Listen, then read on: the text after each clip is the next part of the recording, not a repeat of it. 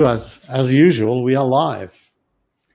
It's early afternoon on Friday, August 22nd, a monumental week in American politics with the Democratic Convention. But we're not allowed to talk about politics on this show because Keith gives all his best stuff to Steve Gilmore, leaves me with the scraps.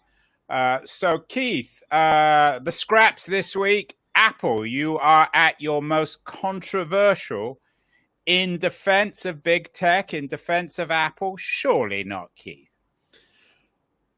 Well, surely not. I don't know about surely not, Andrew. I mean, Apple, I'm kind of a hero worshiper of Apple, so let's declare that.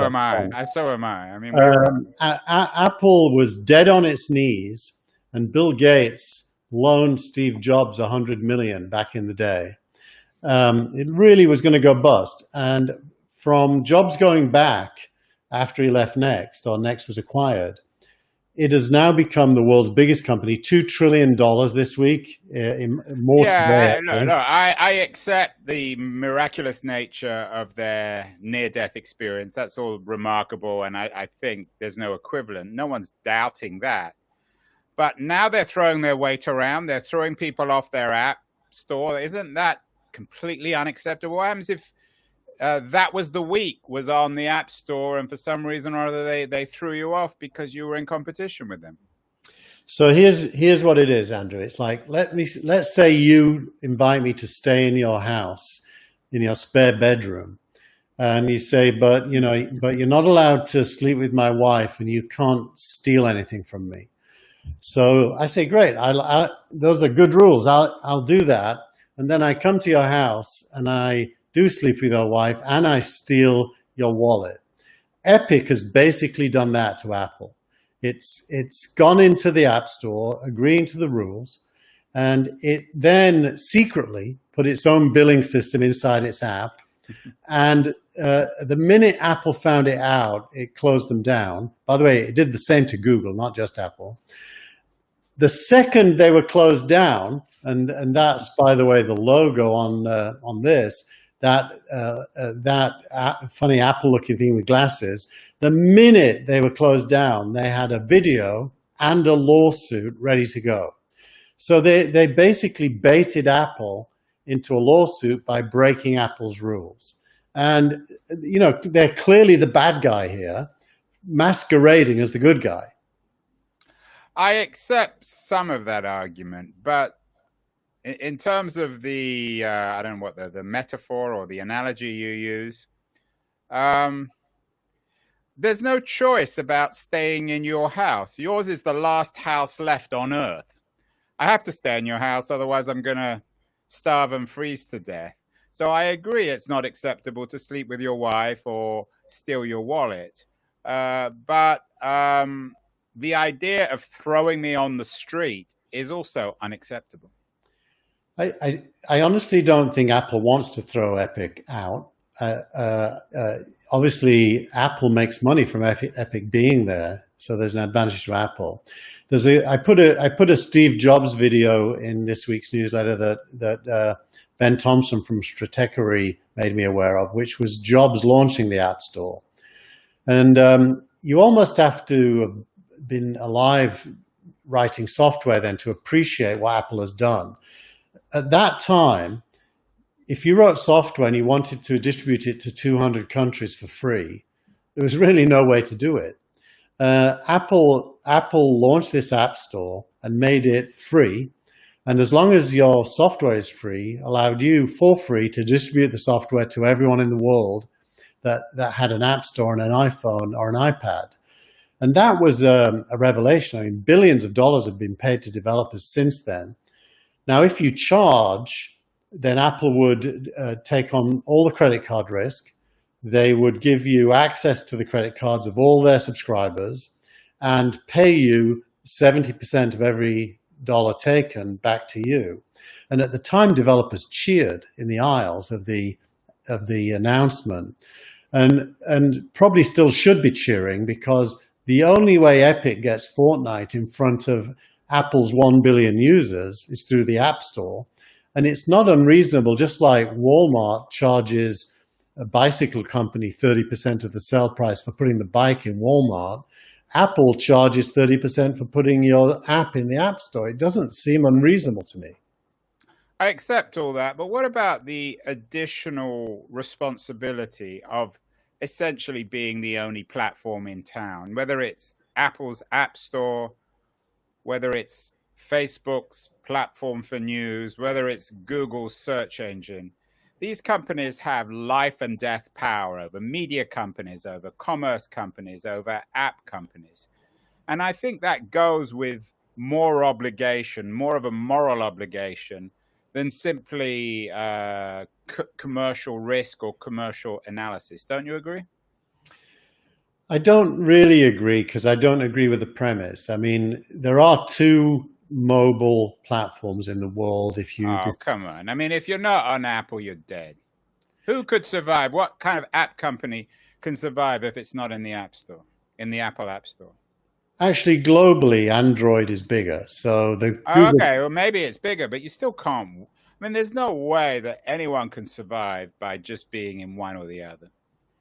I think it's true that Apple has built a franchise that I consider personally, and I'm a developer, as an asset to me. Never mind to them. It's an asset to me. So you're right. It would be hard for me to disagree. When I launched just.me, for example, we coded it in such a way that if we made revenue, it stayed with us 100%. And we did that by not making use of Apple's credit card payment system inside our app. That's an option. You don't have to use Apple's payment system. You can use your own. But let's get away from Apple for a minute and talk more broadly about the, I don't know whether you would call it the moral responsibility of these dominant platforms, or the political, civic responsibility. Is they're not just businesses. They control entire industries. It's like Amazon and e-commerce. What happens if Amazon refuse to allow a rival store in their resale store? Then those stores are probably dead. You know, it's interesting to ask what it is that Apple actually controls. If you look here, this is Ben Evans' graph from this week's newsletter, and he's looking at Apple's market share in 2019.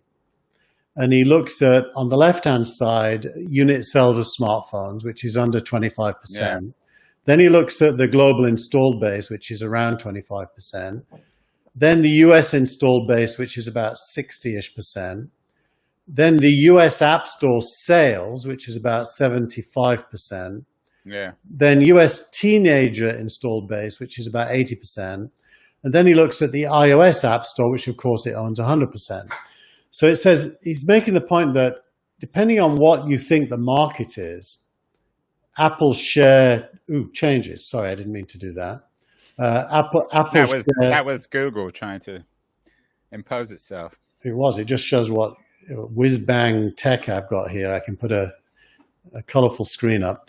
So Apple really is not a monopolist, except in the iOS App Store. And the iOS App Store is not a monopolist.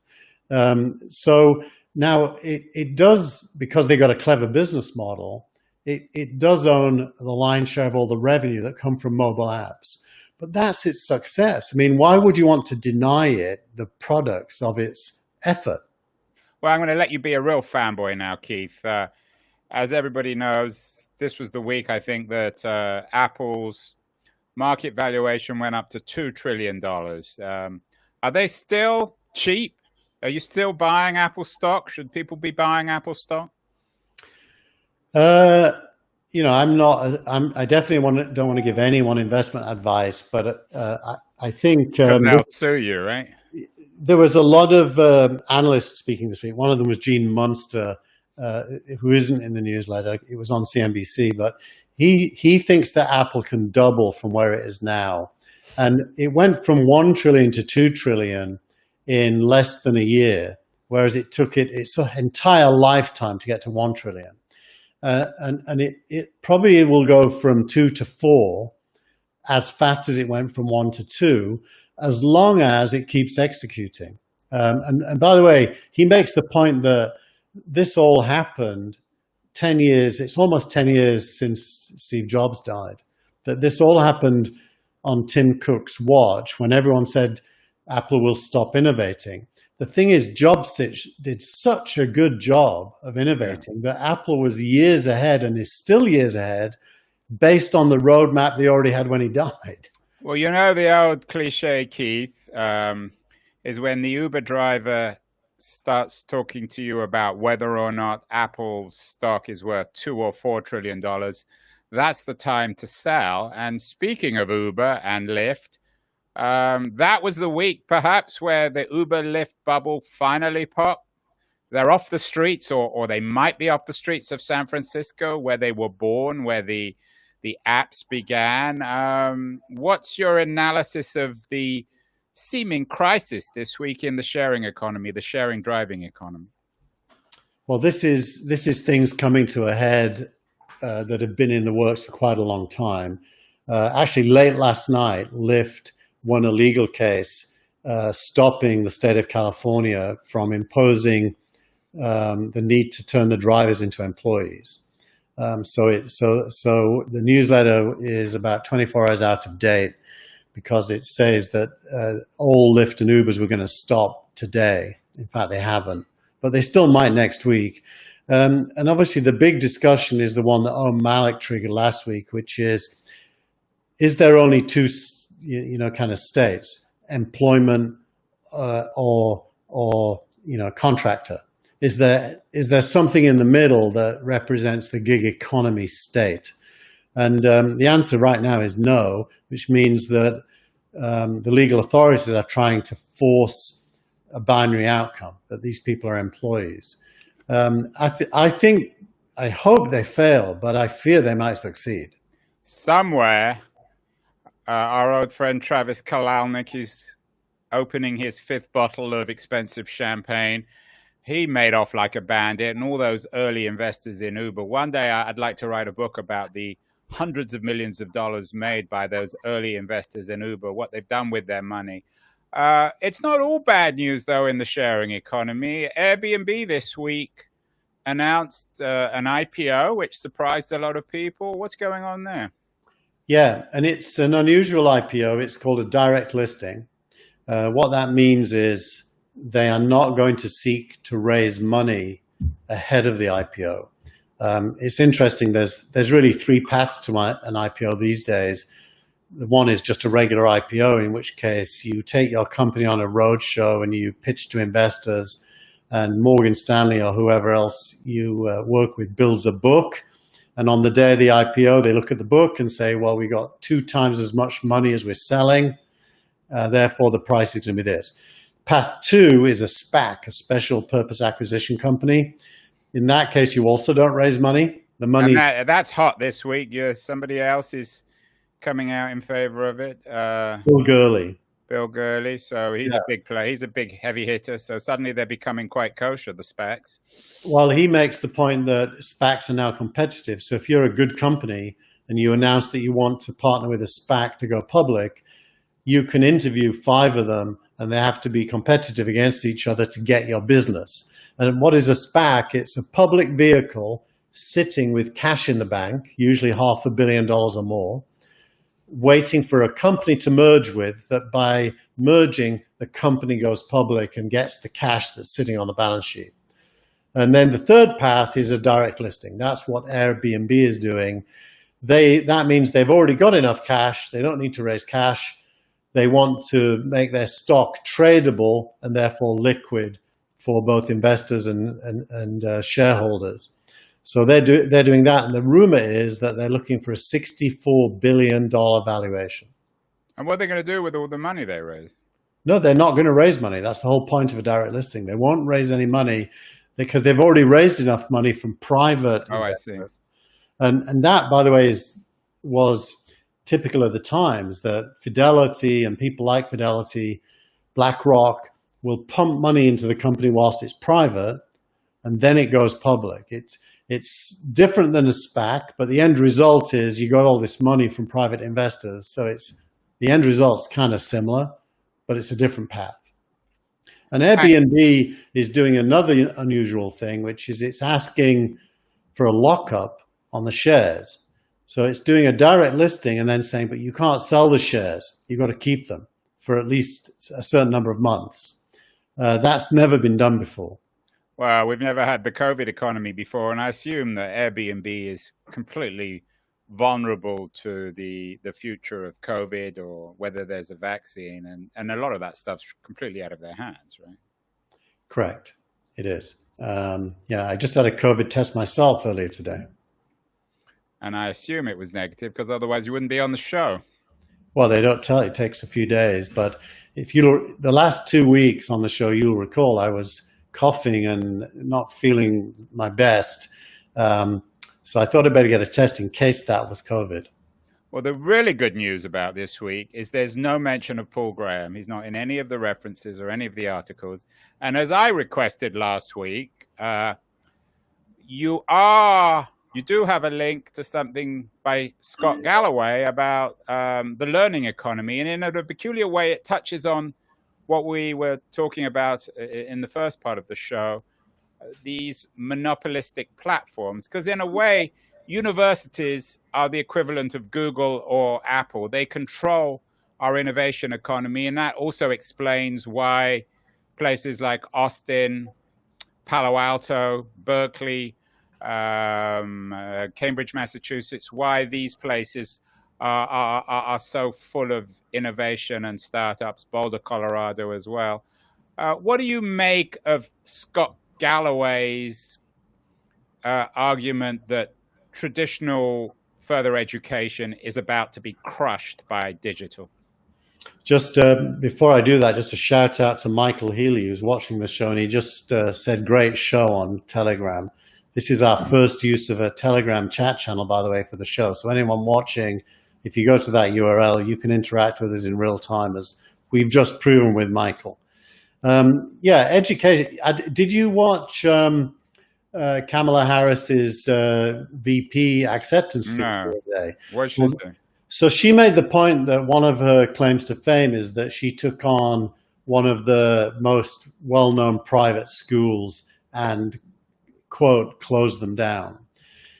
You know, there is this COVID accelerated point of view that private schools are gouging Americans. Is this private high school or private universities? College? Universities, you know, like Harvard, MIT. Right. You know, my son's at Syracuse, which is private. I don't think I need to be shy telling you my annual cost of him going there is $75K. Half of that is board and lodging, which we don't have to pay this semester because he's working remotely. The other half is tuition. Now, you know, that's a lot of money for what the service is. And Scott Galloway is saying that COVID shines a light on how ludicrous the entire thing is. And he wants to move education online and make it accessible and cheaper and available to everyone. And I think the wind is in his sails. This is a good moment to be talking about that. Of course, there's lots of software initiatives to do remote learning, and lots of private universities like Stanford are increasingly putting their stuff online and letting people use it for free, but they're not issuing degrees online yet. So it doesn't seem unreasonable that Scott is talking about what the future might look like here. And faculty, and I think this is one of Scott's points, which I completely agree with him.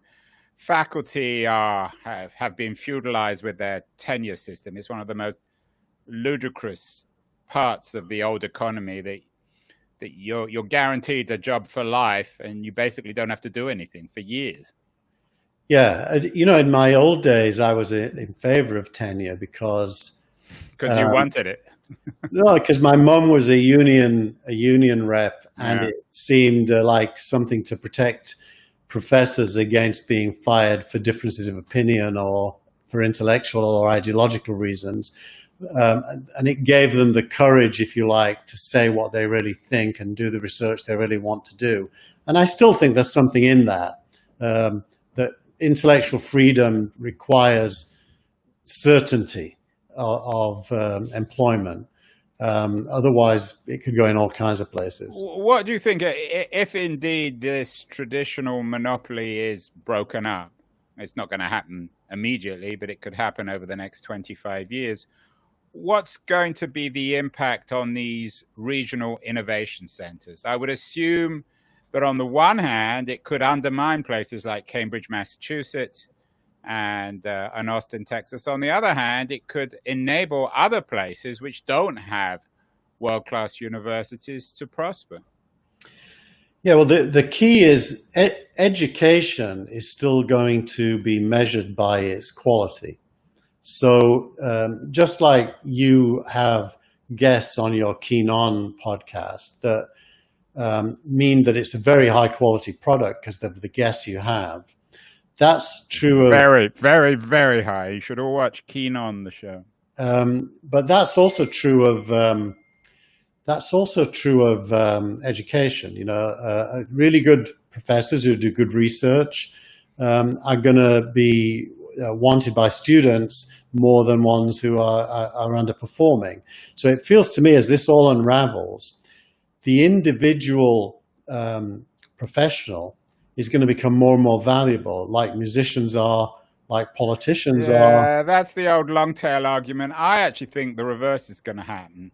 If the university education gets really digitalized, you're going to have massive winner-take-all players like MIT and Harvard, who will be the equivalents of Apple or Microsoft or Google. You're going to have the complete decimation of the middle market, and you're going to have a free underclass of colleges and claiming to be colleges and universities, which are usually something akin to the Trump-style scams. Now I know that you weren't properly listening to me, because weirdly enough, I agree with you.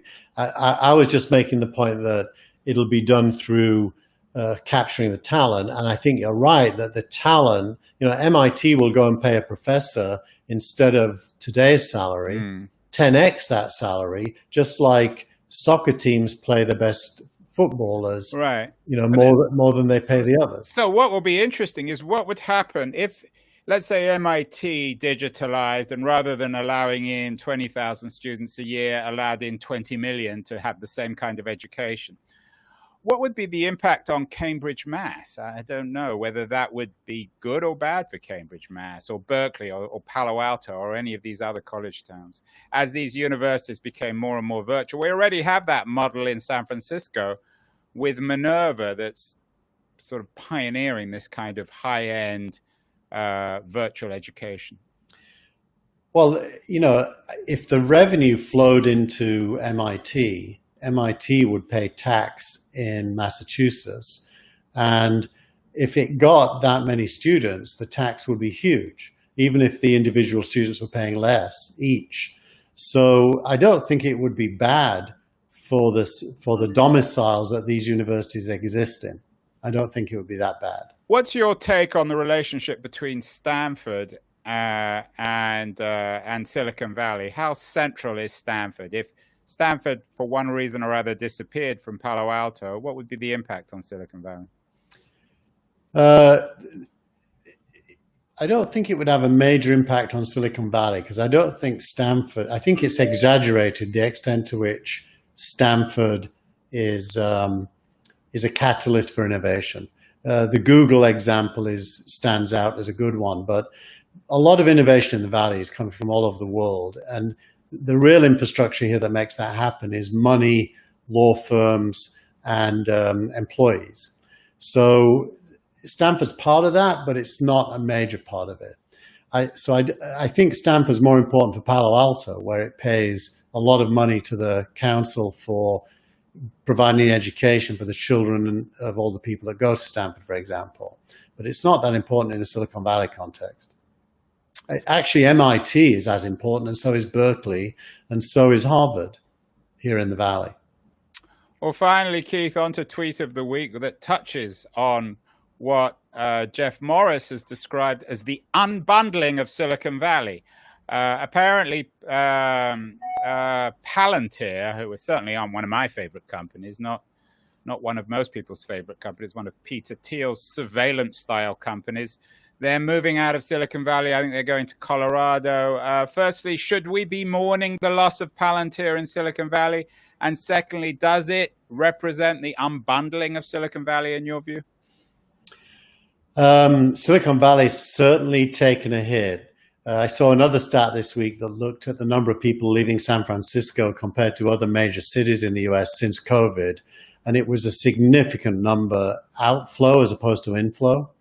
So I've seen this before after the bubble burst in 2000. We've all seen it, yeah, time and time again. All these articles could be sort of just repeated ad nauseum. The end of San Francisco, everyone's leaving, and of course they always come back, and the real estate market seems to hold up very well. Yeah, and well, so it's basically a Kondratiev curve, isn't it? It's the boom and bust cycle, and you know the popular mythology here is that the real entrepreneurs stay, and the money seekers come and go, and that is probably not altogether inaccurate. And I think Palantir choosing to change its domicile is probably tax driven. I have no idea what the tax regime is in Denver, but Palantir being the kind of company it is, I suspect that might be a big part of the decision. What's your view on Palantir, by the way? It's out of the news probably on purpose, and they never seem to want anybody to know anything about it. They have close ties to the intelligence community. They are the beating heart of surveillance capitalism, both metaphorically and literally. It depends on your ideology. I'm a left libertarian, which means that I don't like state interference in anything. I like a small state when it comes to surveillance, and a big state when it comes to things like education and healthcare. So you're okay if Palantir is watching you all the time, you just don't want the US government to do so. Well, they're the same thing, aren't they? Well, so you're against Palantir, you're not a fan. I'm not a fan, other than as possibly a shareholder. Then I'd be a fan because they're making a lot of money. And Peter Thiel is, of course, their major backer. He left Silicon Valley to much acclaim, at least locally. A year or two ago, doesn't seem to have had any impact at all. No, Peter's a quandary to me. I mean, I never understood why he was a Trump supporter in the first place. I don't know how anybody who is trying to change the world for the better can support a narrow Republican point of view myself. But, you know, I'm just me. What do I know? And finally, changing the subject from Peter Thiel, do you expect the fires in California to have any impact on Silicon Valley? Is the air in Palo Alto as bad this week as it's been in Berkeley? You know, I was listening. When I went to my COVID test today, I was listening to the radio. There were 120,000 lightning strikes in 24 hours in California that have produced 376 fires. Will it affect Silicon Valley? No. Am I an expert on this stuff? No. But does the air stink? Yes. So our kids are all inside, the windows are all closed, and we got the air conditioning on, which is recirculating internal air. Well, I think the one thing we can say with confidence is that there will be a That Was the Week next week, although it's actually on a Sunday next week, right? Yeah, it's going to be late next week, everyone. Sunday for this recording, and that means late Sunday for the newsletter coming out. I'm driving my daughter across America to start college. If they cancel it, which they may well do in the next few days, then maybe we'll do it on Friday. Otherwise, thank you, Andrew.